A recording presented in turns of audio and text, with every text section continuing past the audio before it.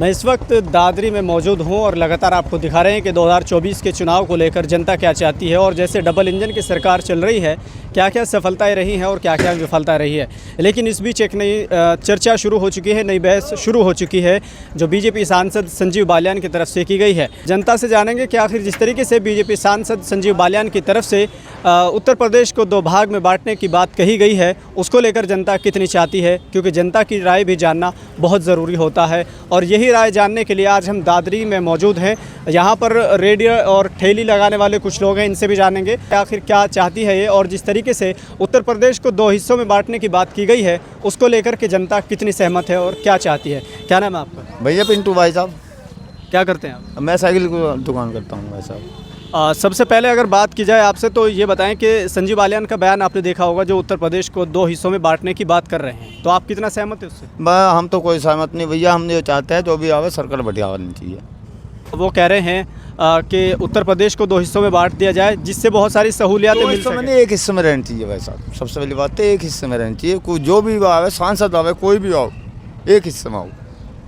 24 को चुनाव को लेकर अगर बात की जाए, जैसे फिलहाल हम कर लेते हैं कि जिस तरीके से डबल इंजन की सरकार चल रही है, 24 में चुनाव होने हैं, इन 9 सालों के अंदर या 9.5 सालों के अंदर आपको कोई काम अच्छा लगा? बहुत अच्छी सरकार है, कोई दिक्कत नहीं है, कोई चोरी नहीं, कोई। लेकिन ये जो आप कह रहे हैं कि बदलना चाहिए, ये बदलाव तो चाहे भाई हर साल, हर 5 साल में हर कोई भी हो, वो चाहती है बदलाव। कोई नया लाओ या पुराना करके लाओ, अच्छा आदमी आना चाहिए बस। तो आप उत्तर प्रदेश के 2 हिस्से हो, उसके समर्थन में है कि नहीं है? नहीं जी, हम एक हिस्सा रहना चाहिए। क्या नाम है आपका? धर्मवीर भाई। क्या लगता है जैसे 24 की चुनाव बहुत करीब है, तो एक तरफ एनडीए है, एक तरफ इंडिया है, किसका पलड़ा भारी लगता है? भाई हमें तो इस बारे में क्या बताएं, क्या ही हुई है बस कि एक ही संगठन रहा तो और बड़ी अच्छी बात है। अच्छा, एक संगठन कौन सा है? तो हमें तो यही लगा, मोदी वाला लग रहा जी। लेकिन दल तो इन्होंने भी कई सारे अपने साथ में ले रखे, इनका भी गठबंधन है। भाई हमें तो बस मोदी से बढ़िया आदमी कोई लग रहा नहीं। हाँ। अच्छा, लेकिन कुछ लोग ये कह रहे हैं कि बदलाव होना ज़रूरी है, सरकार बदलनी चाहिए। ये बदलाव क्या है, न तो मोदी ने तो इतने बढ़िया रोजगार चला दिया बहुत ज़्यादा जी। अखिलेश की और मोदी की स्कीम में, मायावती की में क्या चला, इसमें कुछ नहीं चला। अखिलेश की में तो कुछ चला ही नहीं। अच्छा, आप रोज़गार की बात कर रहे हैं, तो रोज़गार मिला है युवाओं को? हाँ, रोजगार भी मिला है जी, जो सुविधा वो भी सुविधा मिली है। राशन भी 2 बार बांट रहे हैं जी। आप क्या करते हैं? वो मजदूरी करते हैं। मजदूरी करते हैं। आपके परिवार में है कोई पढ़ा लिखा? हाँ, पढ़े लिखे हमारे सब बड़े वाले भी हैं जी, हम भी हैं थोड़े बहुत। चलिए, आप ये बताएं कि आपके परिवार में से कोई गवर्नमेंट जॉब करता है? ना, गवर्नमेंट जॉब ऐसे कोई नहीं करता जी हमारे परिवार में से। आस पड़ोस में कोई करता हो? पर इतना ध्यान नहीं, अपना जंगल बाहर में रहा सवेरे शाम तक, इतना ध्यान कहाँ जाए जी। तो फिर आप ये कैसे कह सकते हैं कि रोज़गार सबको मिल गया है? क्योंकि हम लोग युवाओं से बात करके आ रहे हैं, वो तो कह रहे हैं कि रोज़गार नहीं दिया गया। अब और आगे क्या वो हो जी, बस हमें तो मोदी से अच्छा आदमी जी को लगानी यार, सपोर्ट भी हम मोदी को ही करेंगे जी। अच्छा, जैसे संजीव बालियान जो सांसद है मुजफ्फरनगर के, उन्होंने कहा कि उत्तर प्रदेश को 2 हिस्सों में बांट दिया जाए। कह रहे हैं कि 2 हिस्सों में जब बट जाएगा तो अलग अलग फैसिलिटीज़ मिलती रहेगी, तो आप सहमत हैं उससे? ना, एक से सहमत है जी, 2 हिस्सों से नहीं, एक से हिस्से से सहमत है जी। वो कह रहे हैं कि जैसे हमें एम्स के लिए दिल्ली जाना होता है या ऋषिकेश जाना होता है, लेकिन अगर हम इसको 2 हिस्सों में बांट देंगे तो सहूलत हो और जाएगी। कोई ऐसी सुविधा बढ़िया आ रही हो तो कोई दिक्कत भी नहीं, उसमें कोई दिक्कत भी नहीं।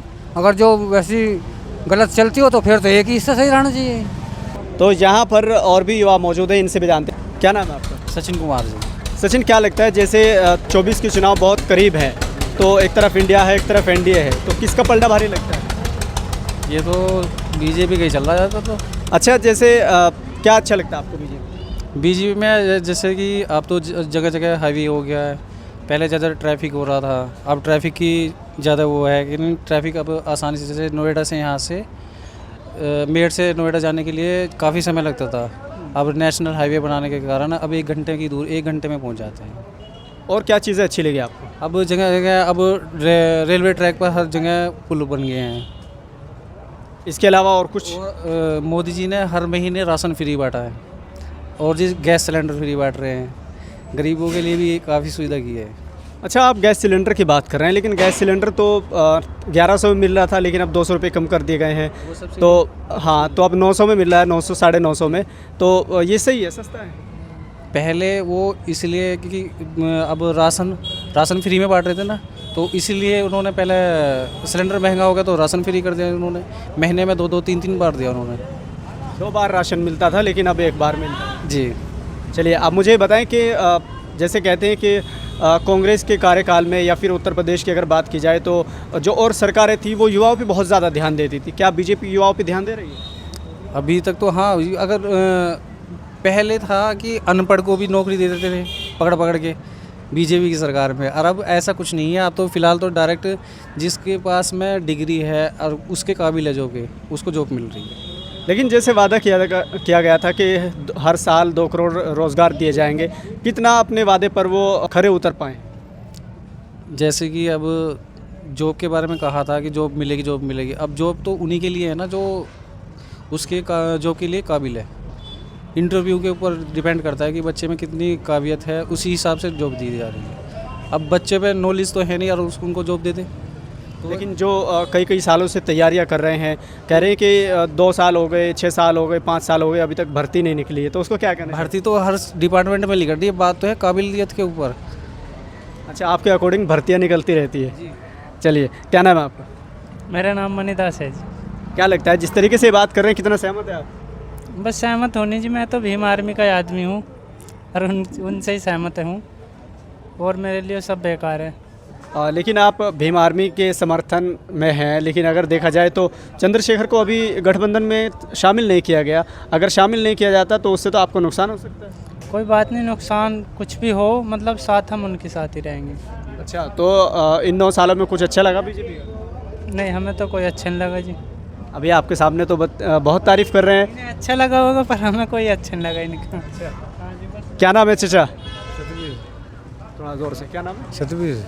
क्या लगता है जैसे बीजेपी की डबल इंजन की सरकार चल रही है, कितनी सफल हो पाई है और कितनी विफल हो पाई है? मोदी जीतेगा। नहीं, आज वो चुनाव की बात बाद में करेंगे, पहले ये बताएं कि 9 साल का कार्यकाल कैसा रहा है? ठीक रहा। ठीक रहा है। क्या क्या चीज़ें अच्छी लगी आपको? सब सुविधा अच्छी। अरे इनसे तो ठीक है, अखिलेश सर, इससे राहुल से। अच्छा, क्या ठीक है? अरे सब कुछ ठीक है। सब 2-4 बताइए ना, ताकि दर्शक भी हमारे देख सके। 2-4 क्या सबको पता क्या, ये ना एक ही मकसद है कि महंगाई तो होगी, पर भाजपा 27 में भी आएगी और 24 में भी आएगी। लेकिन ये तो कह रहे हैं कि अगर कांग्रेस की सरकार आती है तो वो सस्ता कर देगी। क्या सस्ता, कुछ नहीं होने का। अच्छा, बेकार है वो तो, पागलों की तरह। जी, क्या नाम आपका? सोनू कुमार। क्या लगता है जैसे डबल इंजन की सरकार चल रही है तो कितनी सफल और कितनी असफल रही है? डबल इंजन की सरकार किसानों के लिए तो कुछ ज़्यादा कर नहीं पा रही। हम जैसे पूंजीवादी दुकानदार सब परेशान हैं। लेकिन कांग्रेस की तरफ से ये कहा जा रहा है कि पूंजीपतियों की सरकार है। आप कह रहे हैं कि पूंजीपति या किसान लोगों के समर्थन में नहीं है। किसानों का यहाँ हमारा गन्ना बेल्ट है, पश्चिम उत्तर प्रदेश में गन्ने का मामला है। अब ये बताओ, पिछले 5 साल से 1 भी रुपया नहीं बढ़ा है। अब हमारी दुकान पे भी सामान जब ही लेना आएंगे किसान, जब उनको पैसा टाइम पे मिलेगा। महंगाई को देखते हुए गन्ने का रेट बहुत कम है। एक नई बहस शुरू हो गई है, उस पर भी मैं आपसे पूछना चाहूँगा। जैसे संजीव बालियान जो बीजेपी के मंत्री है और मौजूदा सांसद है, उनकी तरफ से ये कहा गया कि उत्तर प्रदेश को 2 हिस्सों में बांट दिया जाए, तो आप कितने सहमत हैं उससे? नहीं, उसे इतना, उसके लिए हम फेवर में नहीं हैं। वो कह रहे हैं कि अगर 2 हिस्सों में बढ़ता है, 2 हिस्सों से तो हमें दिल्ली में लेने वो काफ़ी अच्छा है। NCR में चले जाएंगे दिल्ली की तरफ।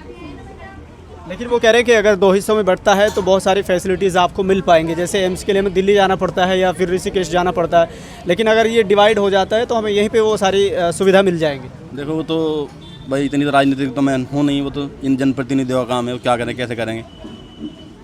लेकिन फ़िलहाल आप 2 हिस्से में अगर ये बढ़ता है तो इसके समर्थन में नहीं है। 2 हिस्सों में देखो, 2 हिस्सों में बंटने से सब कुछ भाई विकास के रास्ते खुलते हैं, सब कुछ नया बनता है। अपनी फोर्स बनेगी, अपने मेडिकल कॉलेज बनेंगे, है तो खैर फ़ायदा ही एक तरह से देखा जाए वैसे। चलिए, तो 24 में कौन बाजी मारने वाला है? भाई ये नहीं बता सकते, ये तो जनता के ऊपर है जी। क्या नाम है आपका? मेरा नाम ओम प्रकाश है, गांव दादरी, जी, जिला मेरठ, तहसील पंडित हूँ, पंडित। जाति से पंडित हूँ। अच्छा, लेकिन विचार हैं, किसान तबाह हैं विचारों से लेकिन लगातार ये कहा जा रहा है विपक्षी की ओर से कि पंडितों की सरकार है, पंडित तो मज़े मार रहे हैं। पंडितों की कहीं सरकार नहीं, कोई बूझता नहीं, इतनी ऊपर मेरिट लगे कि इनकी जगह ही नहीं मिलती, और कुछ सब कुछ जगह मिल जाए इन्हें नहीं मिलती। तिलक, तराजू और तलवार, इनके मारो जुत्ते चार, इनका जो काम हो रहा। देखा जाए तो इन 9 सालों में आपको कोई काम अच्छा लगा? ना हमें तो लगा नहीं।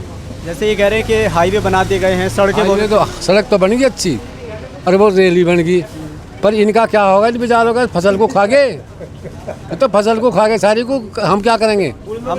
हम लोग पीछे बात कर रहे थे तो वो लोग कह रहे हैं कि छोड़ने वाले भी तो आप ही लोग हैं। नहीं वो बात तो सही है कि छोड़ने वाले हम ही लोग हैं, लेकिन अगर इनकी बिक्री होती तो हमारे तो बिक जाते हैं। बिक्री तो बंद कर दी इनकी। और क्या समस्या है आपकी? समस्या जो सबसे बड़ी, जब फसल को ये खा गए, हाईवे पे कहाँ कैसे जाएंगे हम? तो पैदल चलना पड़ेगा। संजीव बालियान को आप जानते होंगे, आपके सांसद हैं। आज तक यहाँ नहीं आया वो। अच्छा, जानते आप होंगे जरूर। खूब जाना अच्छी ढाल। अगर आपसे नहीं आया। जिस तरीके से संजीव बालियान की ओर से ये कहा गया कि उत्तर प्रदेश को 2 हिस्सों में बांट दिया जाए ताकि और बहुत सारी फैसिलिटीज मिल सके, आप कितना सहमत हैं? हम तो बालियान से बिल्कुल भी नहीं। एक पुल का मसला था, अंडरपास बन रहा था फाटक का, उन्हें यहाँ दर्शन नहीं दिया आके, बल्कि संगीत सोम तो आया एक अंडरपास दिवाने के लिए, वो नहीं आया आज तक। ना आने का वो उस दिन आओगा, उस दिन वोट मांगनी, वो आता ही नहीं फिर दोबारा। तो 24 में क्या लगता है? बीजेपी के साथ भी कई दल शामिल है, कांग्रेस के साथ भी कई दल शामिल है, तो आप ये बताएं कि कौन बाजी मारने वाला है? बाजी मारेगी अब क्या? कांग्रेस। बुझो क्यों? जब वो आदमी आकर दर्शन भी नहीं देता चुनाव के बाद में, तो उसका करेंगे क्या? अच्छा, कम से कम पब्लिक के सामने तो आवे एक आध बार। तो क्या कांग्रेस जनता के बीच रहती है? जनता के बीच नहीं, जो सदस्य हैं का सांसद पब्लिक की सुने तो सही आ गए, क्या सुनना नहीं चाहिए? पब्लिक की सुनता ही नहीं वो आके। तो इस बार 24 में उम्मीद नहीं इसकी कि जो पार हो जाएगा। सभी लोग नाराज हैं इस बात से। क्या नाम है आपका? सुनील कुमार जी। क्या लगता है जिस तरीके से अंकल बात कर रहे हैं, आपने सुना होगा, तो कितने सहमत है आप? नहीं सही कह रहे, आप जिस तरीके से संजीव, बात तो सुनी जी उनकी।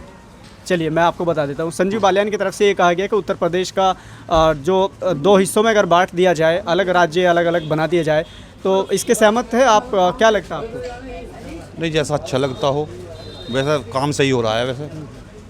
लेकिन ये कह रहे हैं कि ये सब तो पहले भी हो सकता था। कई लोग इसको चुनावी मुद्दा बनाने के लिए सोच रहे हैं, कई लोग ये कह रहे हैं कि चुनावी मुद्दा है।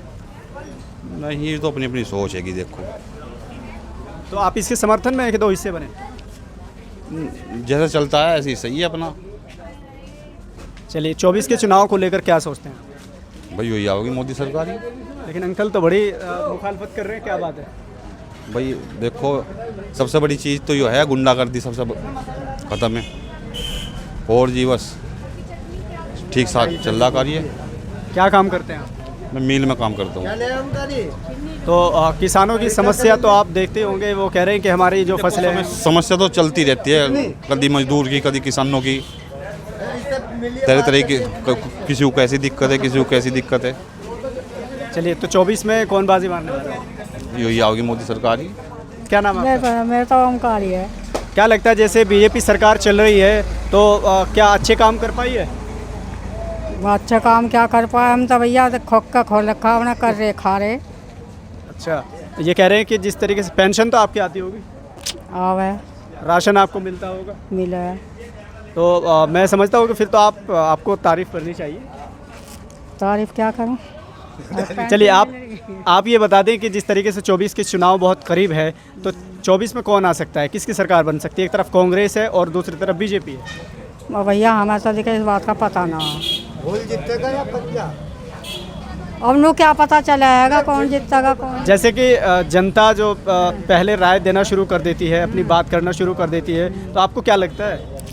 हम क्या बता जानू, बताओ हम कह दें कि फूल जीतेगा। तो ये थे दादरी के लोग जिन्होंने अपनी राय रखी, और ये एक ऐसी जगह है जहाँ पर चाय बनती है और समोसे बनते हैं। यहाँ पे लोग आते जाते हैं, सभी जगह के लोग यहाँ मौजूद होते हैं। तमाम लोगों की आपने राय देखी और क्या समस्याएं पेश आई वो भी देखा, और संजीव बालियान ने जिस तरीके से कहा कि उत्तर प्रदेश को 2 हिस्सों में बांट दिया जाए ताकि और ज़्यादा सुविधा मिल सके, उसको लेकर कुछ लोगों ने समर्थन किया तो कुछ लोग उसका विरोध कर रहे हैं। अब देखना ये होगा कि ये चुनावी मुद्दा बनता है या फिर वाकई 2 राज्य बनते हैं। फिलहाल के लिए इतना ही।